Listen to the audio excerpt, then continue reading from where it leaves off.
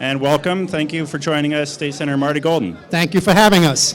And as I've been saying, we have this new issue out of City and State. It has priorities of every state lawmaker. What are your top priorities for 2014? I think it's not too dissimilar of what we've seen this past year. I believe that jobs is very, very important. Working to get rid of waste and fraud and reduce the taxes across the state of New York. And I think that gives us the initiatives to put some people to work. And I think that's what we have to do. And we have to look at different areas. We have to look at not only biotech and biomed, but we got to look at working within the hospitals and working with gaming industry and creating new opportunities in gaming, working with some of these tax credits, the film tax credits and others, to expand those opportunities across the city and state of New York, getting better and more resources into our state. Right. Now, the Senate Republicans have really put a focus on taxes and held a series of hearings, I think, across the state in recent months.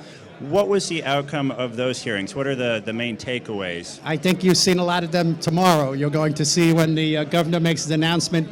Most of a lot of it, I'd say 90% of it, was our report. So I think which is exceptionally good, and that's lowering taxes across the board on small businesses, lowering taxes across the board on the middle class, which we've done.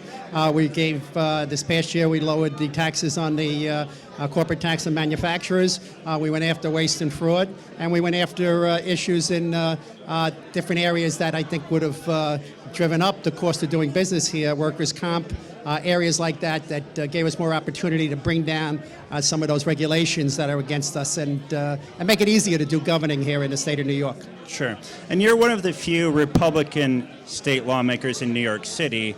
Obviously, Mayor Michael Bloomberg just finished up his time in office. There's a new mayor, Bill de Blasio. How do you think he's going to do as mayor? Well, finishing up on my last comments on we have plus $2 billion. Obviously, we're going to find a way of giving that $2 billion back to the taxpayers and middle class, and the middle class can stay and afford to live here in this great state.